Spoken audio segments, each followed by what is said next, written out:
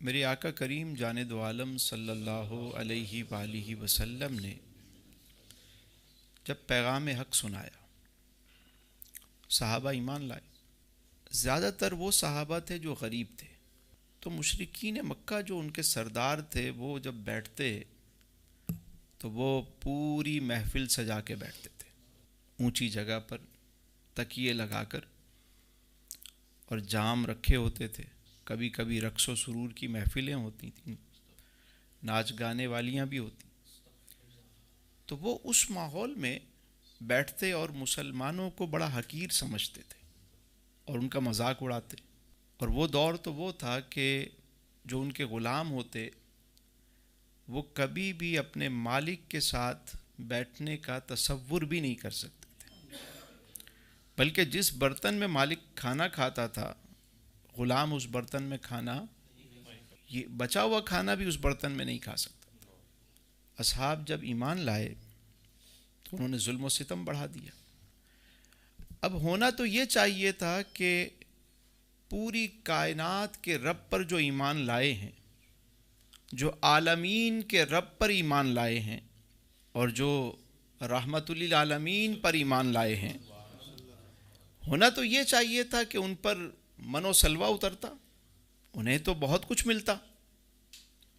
لیکن صحابہ جب ایمان لائے تو انہیں بدلے میں بظاہر تو سختیاں ملیں، زمین تنگ ہو گئی، کہیں کوڑے برسائے جا رہے ہیں، کہیں ستایا جا رہا ہے، کہیں پتھر برسائے جا رہے ہیں، کہیں مذاق اڑایا جا رہا ہے۔ ذہن میں سوال پیدا ہوتا ہے نا کہ جب عالمین کے رب پر ایمان لائے ہیں تو بظاہر تو زندگی اچھی ہونی چاہیے، یہ مشکلات کیوں بڑھ گئیں؟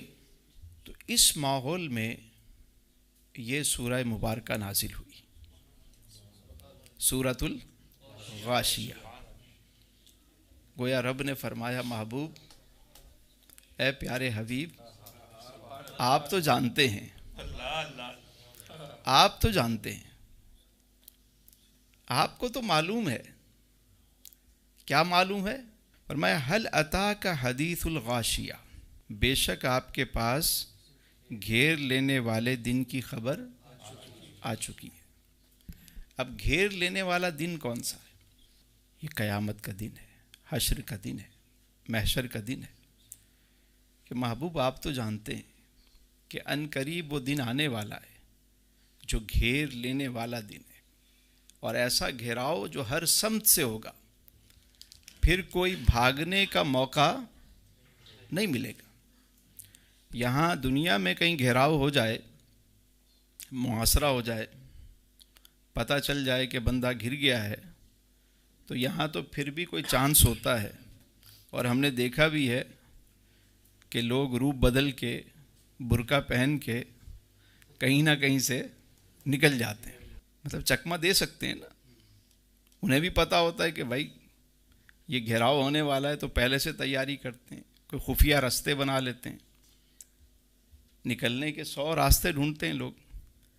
لیکن قیامت کے دن ایسا نہیں ہوگا، محشر کے دن یہ نہیں ہوگا، بلکہ محشر کا دن وہ ہے کہ کسی کو راہ فرار، قیامت کو کہتے ہی اسی لیے کہ قائم، سب قیام میں ہوں گے، کھڑے ہوں گے، اس دن سب حاضر ہوں گے۔ گویا رب یوں فرما رہا ہے، پیارے حبیب، یہ جو تیرے غلاموں کا مذاق اڑاتے ہیں، تیرے چاہنے والوں کا مذاق اڑاتے ہیں، ایمان لانے والوں کو تکلیفیں پہنچاتے ہیں، تو آپ تو جانتے ہیں کہ عنقریب کون سا دن آنے والا ہے اور کیسا دن ہوگا وہ، اور پھر کیا ہوگا؟ وجوہ یومئذ خاشیہ، اس دن بہت سے چہرے خوف زدہ ہوں گے، سیاہ ہوں گے، خوف زدہ ہوں گے۔ خوف سے آدمی کیسے چہرہ فک ہو جاتا ہے، گھبراہٹ۔ تو حشر کا دن بھی وہ دن ہوگا کہ وہاں بھی 2 صفیں ہوں گی، ایک دائیں جانب والی اور ایک، ہائے ہائے، اللہ نے کیا تسلی دی کہ جو میرے ماننے والے ہیں وہ اس دن کس طرح ہوں گے، اور جو میرے باغی ہیں اور نافرمان ہیں ان کا انجام کیا ہوگا۔ عاملۃ ناصبہ، تھکے ماندے اور نڈھال۔ جیسے ایک آدمی بالکل تھکن سے بالکل نڈھال ہوتا ہے نا، بے حال ہو جاتا ہے، اور چہرہ بھی اس کا جو ہے وہ سیاہ ہوگا اور خوف زدہ ہوگا. پھر فرمایا تسلا نارن حامیہ، بھڑکتی ہوئی آگ میں جھونکے جائیں گے. کبھی آپ نے بھٹی دیکھی ہو، جب جہاں آگ جل رہی ہوتی ہے تو یوں اٹھا اٹھا کے اس میں کوئلے ایندھن ڈالا جاتا ہے، تو مجرموں کو بھی اٹھا اٹھا کے جھونک دیا جائے گا جہنم میں. اور صرف یہی نہیں ہوگا کہ جہنم میں جھونکا جائے گا، آگے کیا ہوگا ان کے ساتھ؟ فرمایا تسقا من عین آنیہ، انہیں کھولتے ہوئے چشمے سے پلایا جائے گا. مطلب آج ذرا سا ہم کوئی سپ لے لیں گرم تو کیا ہوتا ہے؟ زبان کہتے ہیں نا، دودھ کا جلا جو ہے وہ چھاچھ بھی پھک پھک کے پی رہا ہوتا ہے، چھالے پڑ جاتے ہیں، عجیب حالت ہوتی ہے. پانی کی بات نہیں ہو رہی، کھولتے ہوئے چشمے سے. اور پھر آگے فرمایا لیس لہم طعام الا من ضریع، ان کا کھانا کانٹوں بھری زہریلی جھاڑیوں کے سوا کچھ نہ ہوگا. کھانا کیا ہوگا؟ مطلب سب ہری گھاس بھی نہیں ہوگی. آج مجھے آپ بتائیں کسی کے منہ میں کانٹا آ جائے، کبھی مچھلی کا کوئی کانٹا پھنس جائے یا کوئی کنکر آ جائے، حالت کیا ہوتی؟ تو جہنمیوں کو جو خوراک دی جائے گی، لیس لہم طعام الا من ضریع، ان کا کھانا کانٹوں بھری زہریلی جھاڑیوں کے سوا کچھ نہ ہوگا. لا یسمن ولا یغنی من جوع، یہ کھانا نہ جسم پر گوشت چڑھائے گا نہ بھوک مٹائے گا. دو پرپز ہوتے ہیں کھانے کے، ایک ہوتا ہے کہ بھوک مٹ جائے، دوسرا ذرا توانائی ملے. تو انہیں جو خوراک ملے گی نہ اس سے ان کی بھوک ختم ہوگی اور نہ ہی جسم پر کوئی گوشت چڑھے گا. یہ کون لوگ ہیں؟ یہ وہ ہیں کہ جنہوں نے اس دنیا میں نافرمانیاں کی. دیکھیں، غلطی کی معافی ہے، غلطی کی، انسان ہے، غلطی ہو جاتی، وہ بخشنے والا مہربان ہے. بے وفائی معاف نہیں ہوتی، بے وفائی معاف نہیں ہوتی، یاد رکھیے گا. آپ کا کوئی قریبی ہو، کوئی ہو، غلطی کرے، سوری کر لے، آپ معاف کر دو گے. لیکن اگر آپ کے ساتھ اس نے بے وفائی کی ہے اور دوسرے گروپ کے ساتھ جا کے مل گیا ہے، تو اگر حزب اللہ میں ہو تو اسی لشکر میں لہو، حزب الشیطان میں نہ جاؤ. اللہ کے نافرمانوں، اس کے باغیوں کے کبھی بھی اس لشکر میں مت کھڑے ہونا. باقی انسان ہے، غلطی ہو سکتی. اب دیکھیے آگے، جو اس کے فرما بردار ہیں، جو اس کے محبوب کے چاہنے والے ہیں، جو اطاعت گزار ہیں، جو نیکوکار ہیں، جو حضور کے عشاق ہیں، ان کا مقام کیا ہوگا؟ فرمایا وجوہ ہوئیں یومئذ ناعمہ، اس دن بہت سے چہرے ناز و نعم سے کھلے ہوئے ہوں گے. ناز و نعم سے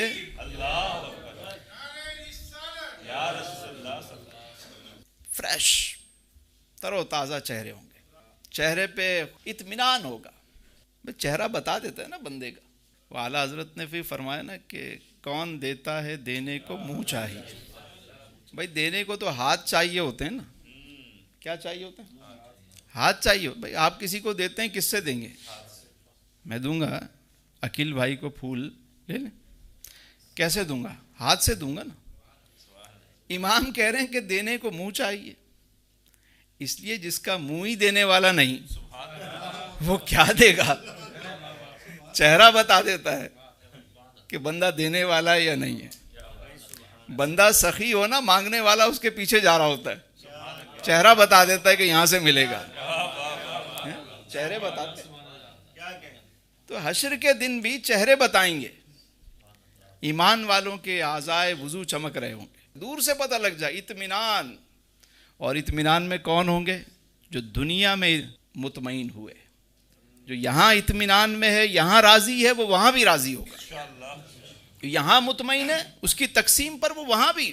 دیکھیں صحابہ جب ایمان لائے نا، کیسی کیسی تکلیفیں انہوں نے برداشت کی. حضرت مصعب بن عمیر وہ صحابی ہیں کہ مکے میں ان جیسی ڈریسنگ کوئی نہیں کرتا تھا. کیا خوبصورت ایک امیر زادے تھے. جیسی خوشبو وہ استعمال کرتے ایسی خوشبو کوئی استعمال نہیں کرتا تھا، جیسے ان کے بال تھے، جیسے وہ شوز پہنتے تھے، مجال ہے جو مکے میں کوئی اس طرح پہنتا ہو، اتنے خوبصورت. لیکن جب ایمان لائے تو اپنا تن من دھن سب قربان کر دیا. حتیٰ کہ جب آپ کا انتقال ہونے لگا تو کفن کے لیے کپڑا دستیاب نہیں تھا. احد کے دن جب ان کو لحد میں لٹایا گیا تو چادر اتنی تھی کہ اگر سر پہ ڈالتے تو پاؤں برہنہ ہوتے، پاؤں پہ ڈالتے تو سر. تو میرے سرکار نے فرمایا سر کی طرف ڈال دو، پاؤں پر گھاس ڈال دی گئی. قربانیاں دیں. لیکن یہی اصحاب جب قیامت کے دن آئیں گے وہ دن بھی دیکھنے والا ہوگا. اس دن بہت سے چہرے ناز و نعم سے کھلے ہوئے ہوں گے. لسعیھا راضیہ، اپنی کوششوں پر خوش ہوں گے، راضی ہوں گے. جو صحیح کی ہے انہوں نے، جو راستہ انہوں نے چنا ہے، اگرچہ تکلیفوں والا راستہ تھا. مطلب میں آپ سے کہتا ہوں چلے جتنے حضرات بیٹھے ہوئے یہاں پہ، اول تا آخر، بڑی عمر کے بھی لوگ ہیں، بچے بھی ہیں، کسی بڑی عمر کے بندے سے بھی آپ پوچھ لیں نا، 70-80 سال کے بابے سے بھی پوچھیں کہ بھائی ذرا بتاؤ زندگی کیسے گزاری. وہ کہے گا ابھی کل کی بات ہے، بچپنا تھا ہمارا، ابھی تھوڑے دن پہلے کی بات ہے.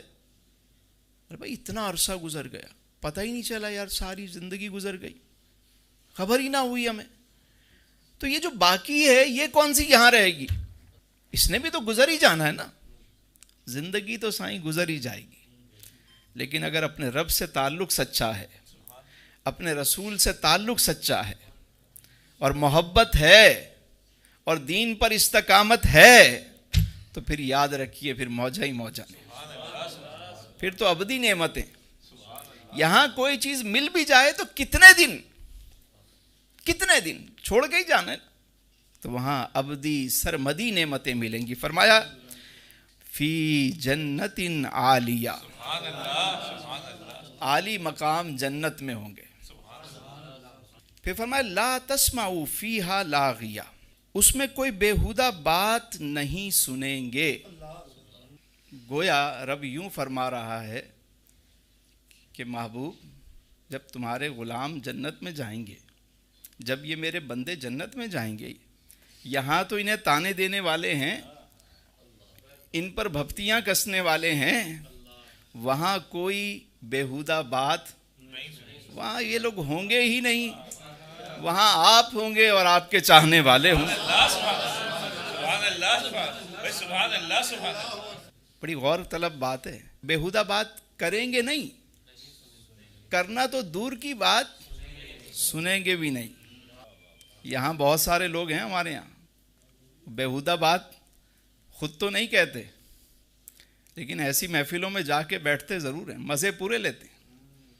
بھیا ہم تو غیبت نہیں کرتے، غیبت سنتے پوری ہے، پوری پوڈ کاسٹ سنیں گے، مزے پورے لیں گے، ہم کرتے نہیں. یاد رکھیے ایک بات، آج میں بڑی اہم بات کرنے لگا ہوں کہ جو جنتی ہے نا، وہ یہیں دنیا میں پتہ لگ جاتا ہے کہ یہ جنتی ہے. جیسے ایک بچہ اسکول میں ہو نا تو ٹیچر کو پتہ لگ جاتا ہے کہ یہ پڑھائی میں کیسا ہے، پتہ لگ جاتا ہے نا. ماں باپ کو پتہ لگ جاتا ہے کہ بچے کی حرکتیں دیکھ کر. تو یہاں بھی علامات بتاتی ہیں کہ یہ جنتی ہے یا نہیں. کیسے؟ جنت میں کیا ہوگا؟ بغض نہیں ہوگا، اناد نہیں ہوگا، بیہودہ بات نہیں ہوگی، حسد نہیں ہوگا، کینہ نہیں ہوگا. تو اگر دنیا میں کسی شخص کے اندر یہ خوبیاں ہوں کہ اس میں یہ کوئی برائی نہ ہو تو اس کا مطلب ہے جنتی ہے. اس کا مطلب کیا ہے؟ آپ کسی مجلس میں جائیں، کسی محفل میں جائیں اور وہاں جا کے دیکھیں اگر بیہودہ بات ہو رہی ہے، غیبت ہو رہی ہے، چغلی ہو رہی ہے، وہاں بغض ہے، اناد ہے، ایک دوسرے کی ٹانگیں کھینچی جا رہی ہیں، تو سمجھ جائیں یہ جنتیوں کی مجلس نہیں ہے. چاہے کتنے بڑے جبہ و دستار والے بیٹھے ہوں، وہ سب کچھ ہو سکتا ہے لیکن جنتیوں کی محفل نہیں ہو سکتی. اللہ کے رسول یوں دعا مانگتے تھے، اے اللہ، اے اللہ، میں تجھ سے جنت کا سوال کرتا ہوں اور ان اعمال کی مجھے توفیق عطا فرما جو جنت والے ہیں. جنتیوں کے اعمال کی توفیق عطا فرما. میرے حضور کی دعا ہے. تو دنیا میں اگر کوئی اعمال جنتیوں والے کرنا شروع کر دے، جنتیوں کا کلام کیا ہوگا؟ سلام سلام سلامتی والے ہوں گے۔ یہاں دنیا میں کوئی سلامتی والا بن جائے۔ اللہ کے محبوب فرما رہے ہیں کہ جس کو جنتی دیکھنا ہو ابھی داخل مسجد ہوگا۔ صحابہ دروازے کی طرف دیکھ رہے ہیں، ایک انصاری صحابی آئے، جب ان سے ان کا عمل پوچھا گیا انہوں نے کہا اس کے علاوہ اور کچھ نہیں، مجھے اور کچھ نہیں پتا، بس یہ بات ہے کہ جب میں رات کو سوتا ہوں تو سب کو معاف کر کے سوتا ہوں، اپنے دل کو صاف کر کے سوتا ہوں۔ جنتیوں کے اعمال ہیں یہ۔ تو جنتیوں والی مجلس میں بیٹھے، اگر جنت میں جانا ہے، ان نعمتوں سے سرفراز ہونا ہے تو مجلس بھی تو وہ اختیار کریں۔ کام فرعون والے ہوں، انجام موسیٰ والا مانگے۔ آپ ہی اپنی اداؤں پہ ذرا غور کریں، ہم اگر عرض کریں گے تو شکایت ہوگی۔ تو لا تسمعوا فیہا لاغیہ، اس میں کوئی بیہودہ بات نہیں سنیں گے۔ فیہا عین جاریہ، اس میں بہتے ہوئے چشمے ہوں گے۔ عارفین فرماتے ہیں جو دنیا میں اللہ اور اس کے رسول کی محبت میں اشک بہاتا ہے تو وہاں بہتے ہوئے چشمے ملیں گے اسے۔ ہائے ہائے، یہ جو اشک ہے نا، چشم کس کو کہتے ہیں؟ آنکھ کو۔ تو آنکھ کیا ہوتی ہے؟ دیکھتی بھی ہے، بہتی بھی ہے۔ یہ جو آنسو ہے نا، وہ جو کسی نے کیا خوب کہا کہ رونے والی آنکھیں مانگو، رونا سب کا کام نہیں، ذکر محبت عام ہے لیکن سوز محبت عام نہیں۔ یہ رونا یہ کوئی چھوٹی نعمت ہے؟ یہاں دنیا کا نقصان ہو جائے لوگ رو رہے ہوتے ہیں، لیکن اگر اللہ اور اس کے رسول کی محبت میں آنسو آ جائیں، بیڑا پار ہے سائیں۔ تو یہ سوز و گداز، جذب و شوق، عشق و مستی، یہ تو بہت بڑی سوغات ہے۔ اس راہ کا یہ اساس ہے، یہ تو بہت بڑی نعمت ہے۔ فیہا سرر مرفوعہ، اس میں بلند و بالا شاہانہ تخت ہوں گے۔ یہ آج کفار مکہ چھوٹی سی جگہ پہ بیٹھ کر تکیے لگا کر بیٹھے ہیں، یہ تانے دیتے ہیں، ان قریب محبوب وقت آنے والا ہے کہ فیہا سرر مرفوعہ، اس میں بلند و بالا شاہانہ تخت ہوں گے۔ کس کے لیے ہوں گے؟ اللہ کے بندوں کے لیے، حضور کے غلاموں کے لیے۔ حضور کا مقام تو سبحان اللہ، یہ تو غلاموں کی ابھی بات ہو رہی ہے۔ دیکھیے کبھی آپ کسی ہل اسٹیشن پہ جائیں نا، تو کسی ریزورٹ میں جائیں تو کیا ہوتا ہے، جو سب سے ٹاپ پہ جگہ ہوتی ہے نا وہ مہنگی ہوتی ہے، جہاں سے ویو مطلب بڑا زبردست ویو ہو، اس کو کہتے ہیں برڈ ویو، اوپر سے بیٹھ کے دیکھنا، وہ جگہ مہنگی ہوتی ہے۔ تو جنت میں جنتیوں کو جو مقام جہاں وہ بیٹھا کریں گے وہ اونچی جگہ ہوگی تاکہ ویو بالکل کلیئر ہو۔ اور دوسری بات یہ کہ سب کے لیے کرسیاں نہیں ہوں گی، تخت لگے ہوئے ہوں گے۔ تو وہاں کون بیٹھا ہوگا؟ جس نے دنیا میں قربانیاں دی ہوں گی، جس نے اللہ کو راضی کیا ہوگا۔ جب وہ تخت لگے ہوں گے تو کیسا منظر ہوگا؟ ذرا تصور کریں کہ ایک تخت پر جناب امیر حمزہ رضی اللہ تعالیٰ عنہ بیٹھے ہیں، برابر میں حضرت مصعب بن عمیر بیٹھے ہوئے ہیں، ادھر عمار ابن یاسر بیٹھے ہوئے ہیں، حضرت خبیب بیٹھے ہوئے ہیں، جناب جعفر طیار بیٹھے ہوئے ہیں، حضرت سلمان فارسی بیٹھے ہوئے ہیں، صہیب رومی بیٹھے ہوئے ہیں، جناب بلال حبشی بیٹھے ہوئے ہیں، اویس کرنی بیٹھے ہوئے ہیں۔ ارے پھر یہ سارے غلام بھی تو وہیں ہوں گے نا، وہ دن بھی تو دیکھنے والا دن ہوگا کہ آگے آگے میرے سرکار ہوں گے، پیچھے صحابہ کی جماعت ہوگی، پھر تابعین، تبع تابعین، اولیاء، بزرگان دین، غلامان مصطفیٰ سب حضور کے پیچھے ہوں گے۔ پھر کیا ہوگا؟ باغ جنت میں سرکار مسکراتے جائیں گے، پھول رحمت کے گریں گے، ہم اٹھاتے جائیں گے۔ حشر میں ہوگا ہمارا داخلہ اس شان سے، یا رسول اللہ کا نعرہ لگاتے جائیں گے۔ حضور کے غلام بیٹھے ہوں گے، یہ شان ہے۔ آج بس حضور کے دامن سے وابستہ ہو جاؤ، آج اللہ اور اس کے رسول کے ساتھ سچا تعلق قائم کر۔ وَأَكْوَابٌ مَوْضُوعَةٌ، اور بڑے سلیقے سے جام رکھے ہوئے ہوں گے۔ سلیقہ جو ہے نا شاہ صاحب، جنتیوں کا طریقہ ہے۔ اگر سلیقہ اور طریقہ کسی شخص کو آ جائے بہت بڑی بات ہے۔ وَنَمَارِكُ مَصْفُوفَةً، اور صف بصف نفیس تکیے رکھے ہوں گے۔ پروٹوکول تو دیکھیں ضیافت کون کر رہا ہے۔ ہمارے ہاں دستور ہے اگر کسی بڑے آدمی کے ہاں دعوت ہو تو پروٹوکول ہوتا ہے نا، آپ کو ویلکم کیا جا رہا ہے، آپ کے لیے سٹنگ ایریا بڑا زبردست ہوتا ہے، آپ کا ایک انتظام انصرام، جتنی بڑی شخصیت اتنا بڑا انتظام۔ تو بتائیے وہاں میزبان کون ہے؟ تو خالق کائنات کی میزبانی ہے۔ انداز تو دیکھیے، جنت ہے کیا، اس کی حقیقت کیا ہے، یہ اللہ جانے اور اس کے بتائے سے اس کا محبوب جانے۔ ہمیں تو نہیں پتا، لیکن یہاں جتنا بتایا جا رہا ہے وہ منظر صرف اپنے ذہن میں لائیں۔ وَزَرَابِيُّ مَبْثُوثَةٌ، اور دبیز قالین بچھے ہوں گے، موٹے موٹے قالین، دبیز قالین، یعنی صرف تخت نہیں، اس تخت پر قالین بھی ہوں گے، تکیے بھی ہوں گے، جام بھی رکھے ہوں گے۔ انداز تو دیکھیے یار، سبحان اللہ سبحان اللہ۔ یہ نیکوکاروں کا ان کا صلہ ہے۔ اور پھر جنت کیا ہے، اللہ اللہ اللہ، مطلب انسان جو تصور کرے گا، جو خواہش کرے گا، وہ اس کو مل جائے گی۔ یہاں تو کوئی اونچا درختوں میں چڑھنا پڑتا ہے، توڑنا پڑتا ہے، بڑی محنت کرنی پڑتی ہے۔ وہاں صرف بندہ خواہش کرے گا پھل تو درخت فوراً اس کے ہاتھ میں وہ پھل آ جائے، جو چیز چاہے گا۔ کوئی مشقت نہیں، کوئی محنت نہیں، کوئی حسد نہیں، کینہ نہیں، غلام غلمہ خدمت پر معمور۔ یہ انسان کوئی معمولی شے ہے؟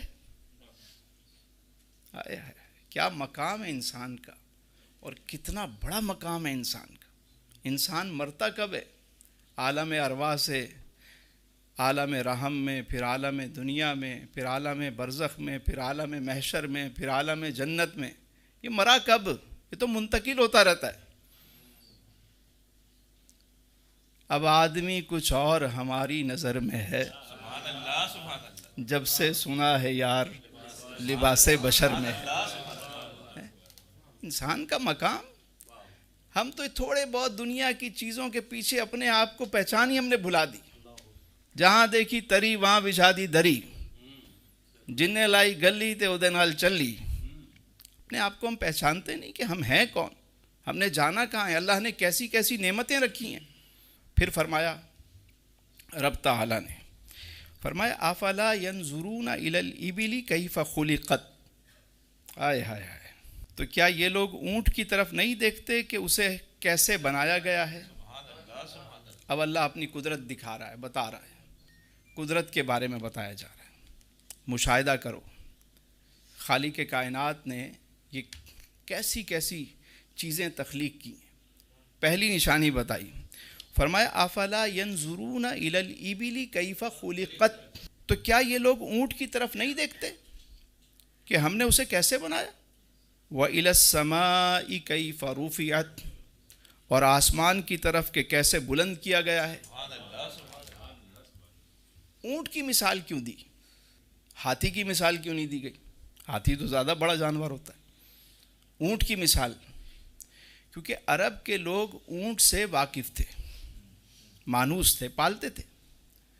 پھر دوسرا، ہاتھی کا نہ گوشت کھا سکتے ہیں، نہ دودھ پی سکتے ہیں، نہ اس پر آسانی سے سواری کر سکتے ہیں۔ اونٹ تو آپ کی سواری، مال برداری، اس کا گوشت، اور وہ ریگستان کا جہاز ہے جہاں 4x4 نہیں چل پاتی، وہاں مزے سے دوڑ رہا ہوتا ہے۔ انسان بغیر کھائے پیے نہیں چل سکتا، لیکن اونٹ بغیر کھائے پیے بھی چل رہا ہوتا ہے۔ اب دیکھیں منظر دیکھیے، ایک آدمی ریگستان میں جا رہا ہے، صحرا میں ہے، پہاڑ ہیں چاروں طرف، ٹھیک ہے، اوپر آسمان ہے، نیچے زمین ہے، وہ اونٹ کے اوپر بیٹھا ہوا ہے۔ اب اس کو دعوت فکر دی جا رہی ہے، کیا انسان ذرا غور کر دیکھ تو صحیح، ہم نے اس اونٹ کو کیسے بنایا، ذرا اس کی تخلیق پہ غور کر. اس کی گردن دیکھ کیسی ہے, اس کی کوہان دیکھ, انداز دیکھ, کس نے بنایا اسے؟ افلا ینظرون الی الابل کیف خلقت. دیکھ تو صحیح اس اونٹ کو ہم نے کیسے بنایا. اچھا دیکھ لیا, اب ذرا گردن اوپر کر, آسمان کی طرف دیکھ. وَإِلَى السَّمَاءِ كَيْفَ رُفِعَتْ. آسمان کو دیکھ کیسا بنایا گیا, بغیر ستون کے, بغیر پلر کے. اتنا بڑا آسمان کس نے بنایا؟ غور کر ذرا اس پہ. اچھا آسمان دیکھ لیا. وَإِلَى الْجِبَالِ كَيْفَ نُصِبَتْ. ذرا پہاڑوں کو تو دیکھ کیسے نصب کیا ہے اسے, کیسے نصب کیا. یہاں کوئی بلڈنگ بنائی جا رہی ہو, چند منزلہ بلڈنگ ہو, اس کا نقشہ پاس ہوتا ہے, کھدائی ہوتی ہے, یہ ہوتا ہے, وہ ہوتا ہے, اتنی بڑی پلاننگ ہوتی ہے. تو یہ جو اتنے بڑے بڑے پہاڑ نصب کیے گئے, کبھی غور کیا؟ اور آج سے نہیں, جب سے یہ دنیا بنی, کب تک ہے, کب سے ہیں, کب تک رہیں گے, کوئی فرق نہیں پڑ رہا ان پہاڑوں پر. اس مضبوطی کے ساتھ کس نے نصب کیا؟ اچھا پہاڑوں کو بھی دیکھ لیا, اب ذرا نیچے دیکھ. وَإِلَى الْأَرْضِ كَيْفَ سُطِحَتْ. ہائے ہائے, زمین کو دیکھ کے کیسے ہم نے ہموار کیا. دیکھ تو صحیح. ساری نشانیاں بتانے کے بعد پھر فرمایا فَذَكِّرْ إِنَّمَا أَنْتَ مُذَكِّرٌ. بس آپ نصیحت فرماتے رہیں, بے شک آپ نصیحت ہی فرمانے والے ہیں. آپ کا کام نصیحت کرنا ہے. یہ بڑی اہم بات ہے. یعنی جو دلائل جو لوگ دے رہے ہوتے ہیں نا, دلائل جو قرآن نے دیے کافی ہیں, ایمان والے کے لیے کافی ہیں دلائل. جو ماننے والا ہے اس کے لیے بہت ہیں دلائل. اب نہ ماننے والے کو آپ جتنے دلائل دیتے جائیں, یہ جو آج چل پڑا ہے دور, آپ دیتے رہیں دلائل. اور اللہ اپنے محبوب سے فرما رہا ہے بس آپ نصیحت فرماتے رہیں, بے شک آپ نصیحت ہی فرمانے والے ہیں. محبوب آپ فکر نہ کریں, یہ اگر ایمان نہیں لاتے نہ لائیں. آپ کیوں غم زدہ ہوتے ہیں, آپ کیوں ملول ہوتے ہیں؟ چھوڑ دیں انہیں, ہم دیکھ لیں گے انہیں. آنا تو انہیں ہمارے پاس ہے. جب اتنی ساری نشانیاں دیکھ کر بھی ایمان نہیں لا رہے, محبوب ایمان لانے والے تو فارس سے آ کے سلمان فارسی آپ کے قدموں پر قربان ہو جائے, روم سے سہیب رومی چلے گا آپ کے قدموں میں آ جائے گا. ایمان لانے والے آتے رہیں گے. آج دیکھیں 1500 سال ہو گئے, جن کے نصیب میں ہے انہیں ایمان مل رہا ہے, ورنہ وہ ابو جہل بھی تو سامنے تھا, ہاتھوں میں کنکریاں کلمہ پڑھ رہی ہیں, ایمان نہیں لایا. چاند 2 ٹکڑے ہو رہا ہے, ایمان نہیں لایا. ڈوبا ہوا سورج پلٹ آ رہا ہے, ایمان نہیں لایا. اور ایک وہ حضور کے غلام ہیں جو بن دیکھے ایمان لے آئے.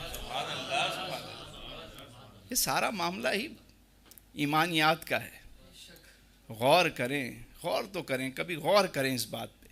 ہم ایمان لائے ہیں تو کس کے کہنے پر لائے ہیں؟ ہم نے تو اللہ کو نہیں دیکھا, ہم نے تو جنت نہیں دیکھی, ہم نے تو دوزخ نہیں دیکھی, ہم نے تو فرشتے نہیں دیکھے. اللہ کے رسول نے فرمایا ہم ایمان لے آئے. ہم تو رسول خدا کو مانتے ہیں, ان کے کہے سے خدا کو مانتے ہیں. تو بات یہ ہے کہ حضور کے ساتھ تعلق مضبوط کر لیں. انہیں جانا, انہیں مانا, نہ رکھا غیر سے کا. للہ الحمد میں دنیا سے. مؤذن کا کام جو ہے وہ بانگ دینا ہے, زبردستی نہیں ہے ہمارے یہاں. کہ جو ہمارے یہاں زبردستی کی جا رہی ہوتی ہے نا, اسلام میں کوئی زور زبردستی نہیں ہے. پھر فرمایا لست علیہم بمسیطر, آپ ان پر جبر مسلط کرنے والے نہیں ہیں. کوئی سختی کرنے والے تو نہیں ہیں. آپ نے دے دیا پیغام, ٹھیک ہے. توفیق دینا کس کا کام ہے؟ دلوں کو پھیرنا کس کا کام ہے؟ مبلغ کا کام کیا ہے؟ دعوت دے. دائی کا کام کیا ہے؟ دعوت دے. مؤذن کا کام کیا ہے؟ اذان دے. توفیق دینا رب کا کام ہے. کوئی برابر میں نہیں آتا, کوئی دور سے بھاگتے ہوئے جا رہا ہوتا ہے. دیکھا ہے نا, توفیق کی بات ہے. یہ محفل سجتی ہے, ہو سکتا ہے کوئی پڑوس سے نہ آتا ہو, کوئی پتہ نہیں کورنگی لانڈی کہاں سے بندہ آ جاتا ہے، نصیب کی بات ہے۔ تو ہم جو ہر چیز میں اپنی بات مسلط کرنا چاہتے ہیں نا، دین میں کوئی جبر نہیں۔ اور وہ لوگ جو یہ کہتے ہیں کہ اسلام تلوار سے پھیلا، ایسی کوئی بات ہی نہیں۔ اگر ایسا ہوتا تو آج مسلمانوں کی سب سے زیادہ تلواروں کی دکانیں ہوتی۔ اسلحہ ساز کمپنیاں کس کی ہیں؟ کون بنا رہا ہے دنیا میں اسلحہ؟ مسلمانوں تلوار سے، کہاں سے تلوار سے پھیلا ہے؟ اگر تلوار اٹھائی ہے مسلمانوں نے تو وہ اس لیے کہ اللہ کی زمین پر اللہ کا نظام قائم ہو، عدل قائم کرنے کے لیے، اس لیے نہیں کہ لوگوں کو مسلمان کرے، مسلمان کرنے کے لیے نہیں، عدل قائم کرنے کے لیے۔ دین اگر پھیلا ہے، فاتح بن کر لوٹے ہیں، تو کس لیے کہ اس زمین پر جو ظلم و ستم ہو رہا ہے اس کی روک تھام کی جائے۔ تاریخ میں ایک واقعہ ملتا ہے، حضرت عمر بن عبدالعزیز رحمۃ اللہ تعالی علیہ کا دور ہے، رضی اللہ تعالیٰ۔ مسلمانوں نے جب سمرقند کو فتح کیا تو مسلمانوں کے جرنیل تھے قتیبہ بن مسلم، گئے حضرت عمر بن عبدالعزیز کے دور میں، یہ سینٹرل ایشیا ہے، وہاں گئے اور جا کر انہوں نے علاقہ فتح کر لیا۔ اب اسلام یہ سکھاتا ہے کہ جب تم کہیں جاؤ حملہ کرنے تو سب سے پہلے ان کو دعوت دو۔ کیا دو؟ اگر وہ دعوت قبول کر لیں تو آپ اور وہ سیم ہیں اور مل کر آپ نظام قائم کر دیں۔ اچھا اگر دعوت قبول نہیں کرتے تو جزیہ دے دیں۔ جزیہ کیا ہوتا ہے؟ ایک طرح کا ٹیکس ہوتا ہے کہ بھئی آپ دیتے رہیں، اس کے بدلے میں ہم تمہیں کیا دیں گے؟ سیکیورٹی دیں گے، تحفظ دیں گے، تمہاری پوری دیکھ بھال ہم کریں گے، کوئی تم پر حملہ آور نہیں ہوگا، تمہاری سیکیورٹی کی ذمہ داری ہماری ہے، یہاں عدل قائم ہوگا، انصاف قائم ہوگا، نظام قائم کریں گے، اس کے بدلے میں یہ چارجز لیں گے۔ اچھا اگر یہ بھی نہیں منظور تو آ جاؤ مقابلہ کر لیتے ہیں، یہ جو ظلم و ستم ہے اس کو ختم کرنا ہے، عدل قائم کرنا ہے۔ ہاں یہ ضرور ہے کہ جب مسلمان کہیں گئے تو حکم یہ ہے کہ نہ بچوں پر، نہ عورتوں پر، نہ بوڑھوں پر، نہ ان کی عبادت گاہوں پر کسی پر حملہ نہیں کیا، کسی کو جبراً مسلمان نہیں کیا جائے گا۔ اسلام یہ نہیں کہتا، اسلام یہ کہتا ہے کہ جا کے ظلم کو ختم کر دو، انصاف قائم کر دو۔ تو جب مسلمان وہاں گئے تو انہوں نے کیا کیا؟ حضرت قتیبہ بن مسلم نے دعوت نہیں دی، ڈائریکٹلی جا کے حلہ بول دیا، انہوں نے ہتھیار ڈال دیے، آپ نے علاقہ فتح کیا، نظام قائم کیا، قاضی کو بٹھایا، سسٹم سیدھا کیا اور آگے چلے گئے۔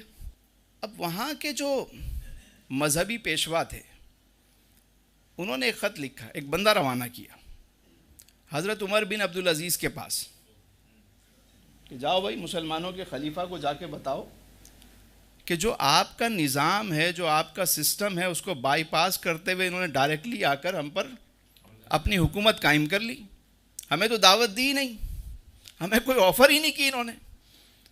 اب بندہ پہنچا کہاں سے؟ سمرقند سے، ٹھیک ہے، امیر المومنین کے پاس۔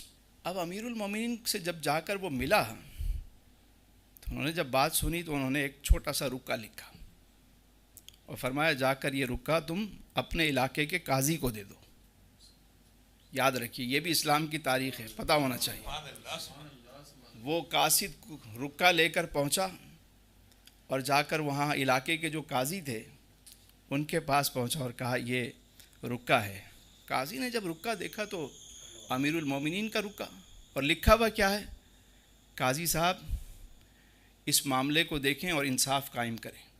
قاضی صاحب نے فوراً کہا بھائی جرنیل ہے قتیبہ بن مسلم بلا لیا، بھائی آ جاؤ کٹہرے میں۔ کچھ نہیں، کوئی پروٹوکول نہیں، ایک کمرہ ہے اسی میں عدالت لگی ہوئی، بٹھا دیا۔ اور دوسری طرف وہ جو مذہبی پیشوا تھے وہ سارے آگے، بولا ہاں بھائی بتاؤ کیا مسئلہ ہے۔ انہوں نے کہا جی آپ کا دین کہتا ہے کہ جب کہیں پہنچیں پہلے دعوت دیں، کوئی آفر دیں۔ انہوں نے تو نہ دعوت دی نہ کوئی آفر دی، ڈائریکٹلی آ کر انہوں نے نظام اپنا قائم کر دیا۔ ہم نے تو کوئی مزاحمت تو نہیں کی، لیکن ہمیں کوئی آفر تو دیتے جو آپ کا طریقہ ہے، آپ کی کتاب میں جو لکھا ہے۔ تو قاضی صاحب جو بہت ہی کمزور سے تھے، بظاہر کوئی پروٹوکول نہیں، کچھ نہیں، زمین پہ بیٹھے ہوئے، پوچھتے ہیں ہاں بھائی آپ نے دعوت دی تھی؟ تو مسلمانوں کا جرنیل کہتا ہے نہیں ہم سے غلطی ہو گئی، ہم نے دعوت دی۔ نہیں دیتا، بس سسٹم سمیٹو، واپس جاؤ، جو پروٹوکول ہے اس کو فالو کرو۔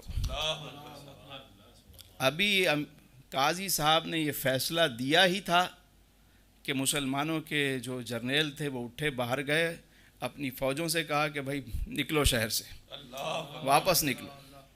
اس واقعے کو کئی دن گزر چکے تھے، کئی ماہ گزر چکے تھے، لیکن بولا چلو خالی کرو، ہم پھر آئیں گے، ان کو دعوت دیں گے، جو پروٹوکول ہے اس کو ہم فالو کریں گے۔ علاقہ خالی ہونے لگا۔ اب جو وہ مذہبی پیشوا تھے انہوں نے گھوڑوں کی ٹاپوں کی آواز سنی تو وہ پریشان ہوئے کہ ابھی تو اعلان ہوا ہے، ابھی تو فیصلہ ہوا ہے، اس پر عمل درآمد فوراً ہی۔ یہ جو آج مسلم دنیا میں اسلام کو تخت پہ نہیں لایا جاتا اس کی وجہ یہی ہے، فوری انصاف۔ اسلام کا نظام تو بڑا سمپل ہے، وہاں یہاں جیلوں کا تصور نہیں ہے کہ جیلوں بھرو، اگر مجرم ہے تو سزا دو، اگر نہیں ہے رہا کرو، کوئی دوسرا کام ہی نہیں۔ خام خواہ جیلیں بھری ہوئی ہیں، اتنے قیدی ڈالے میں، خوراک چل رہی ہے، نیٹ ورک چل رہے ہیں، مزے چل رہے ہیں۔ اسلام کا نظام تو بڑا سمپل ہے۔ یہ کیوں دین کو تخت پہ لانے کے لیے تیار نہیں ہوتے؟ کو پتہ ہے عیاشیاں ختم ہو جائیں گی۔ دنیا نے دیکھا کہ مسلمان فوجیں باہر نکل رہی ہیں، تو وہ جو علاقے والے تھے سمرقند والے، اب ظاہر ہے کافی دن مسلمان وہاں رہے، انہوں نے سسٹم سیدھا کر دیا، ان کا مطلب معاملہ بڑا آسان کر دیا، فوری انصاف۔ وہ تو بڑے خوش تھے ان سے، وہ تو مذہبی پیشوا ان کے خوش نہیں تھے، وہ تو بڑے خوش تھے۔ تو جب انہوں نے دیکھا کہ مسلمان فوجیں واپس جا رہی ہیں تو سب نے مسلمان فوجوں کو گھیر لیا، گھوڑوں کی لگامیں پکڑ لیں کہ خدا کے لیے کہیں نہ جاؤ، ہمارے ساتھ رہو، ہم آپ کو کہیں جانے نہیں دیں گے۔ تو جو مذہبی پیشواؤں نے یہ سلوک دیکھا تو انہوں نے بھی کہا کہ ٹھیک ہے، ہم راضی ہیں، آپ یہیں رہیں، اس سے اچھا نظام کیا ہو سکتا ہے۔ تو اسلام میں کوئی جبر نہیں ہے، اسلام تو بڑا پیارا طریقہ ہے۔ اذان مؤذن اذان دیتا ہے، کسی کو پکڑ کے لاتا ہے کیا؟ بھائی اذان دے دو۔ غیر مسلموں کو بھی تحفظ ہے۔ کیا پاکستان میں کیا گرجے نہیں ہیں، مندر نہیں ہیں؟ شہر کے بیچ میں صدر میں چلے جائیں، اتنے بڑے بڑے گرجے بنے ہوئے، کیا کبھی کسی نے توڑنے کی کوشش کی؟ نہیں۔ اسلام یہ تھوڑی سکھاتا ہے، اسلام کہتا ہے تم اپنے کردار سے لوگوں کو اپنی طرف راغب کرو۔ جیسے وہاں سمرقند میں مسلمان فوجی آئے، لوگ آئے تو لوگوں نے خود ان کا رستہ روک لیا، کہاں جا رہے ہو؟ اسلام کردار کی دعوت دیتا ہے۔ اب دنیا میں جو اسلام پھیلا، یہ سری لنکا میں، یہ انڈونیشیا میں، مسلمان تاجروں نے جا کے پھیلایا۔ وہ تجارت کے لیے مال لے کے جاتے تھے، وہ ان کا طریقہ دیکھتے تھے، متاثر ہو کر کلمہ پڑھنے لگ گئے۔ آج سب کچھ ہے، تبلیغ بھی ہے، مساجد بھی، مدارس بھی، بڑے بڑے ادارے، بڑی بڑی تحریکیں، بڑی بڑی تنظیمیں، لیکن کردار نہیں ہے۔ آج کسی سے پوچھے نا حضور کی سنت کیا ہے، سر داڑھی رکھنا سنت ہے، مسواک کرنا سنت ہے، خوشبو لگانا سنت ہے۔ اچھا، اور صداقت اور امانت بھول گئے؟ صادق اور امین ہونا یہ حضور کی سنت نہیں ہے؟ معاف کرنا یہ حضور کی سنت نہیں ہے؟ پتھر کھانا یہ میرے حضور کی سنت نہیں ہے؟ پیٹ پر پتھر باندھنا میرے حضور کی سنت نہیں ہے؟ کردار ہونا چاہیے۔ میرے حضور نے 40 سال کردار پہلے پیش کیا، دعوت بعد میں دی، اور جب لوگوں کو جمع کیا یہ نہیں کہا کہ خدا وحدہ لا شریک کی بات پہلے نہیں کی، پہلے فرمایا لوگوں میرے بارے میں کیا کہتے ہو، میرے بارے میں کیا کہتے ہو، کہ آپ صادق ہیں، آپ امین ہیں، ہمارا رب سچا، ہمارا رسول سچا، ہمارا قرآن سچا، ہمارا دین سچا، حضور کی آل سچی، حضور کے اصحاب سچے، بس ہم سچے بن جائیں۔ الا من تولا و کفر، ہاں مگر جس نے آپ کی مخالفت کی اور انکار کیا۔ محبوب دل چھوٹا نہ کرے، جس نے آپ کی مخالفت کی اور انکار کیا، فَيُعَذِّبُهُ اللَّهُ الْعَذَابَ الْأَكْبَرَ، تو اللہ اسے سخت ترین عذاب دے گا۔ اِنَّا إِلَيْنَا إِيَابَهُمْ، یقیناً انہیں ہمارے پاس ہی آنا ہے، ثُمَّ إِنَّا عَلَيْنَا حِسَابَهُمْ، اور ہم ہی نے ان کا حساب لینا ہے۔ اللہ تعالی ہم سب کو آسانیاں عطا فرمائے اور آسانیاں تقسیم کرنے کا شرف عطا فرمائے۔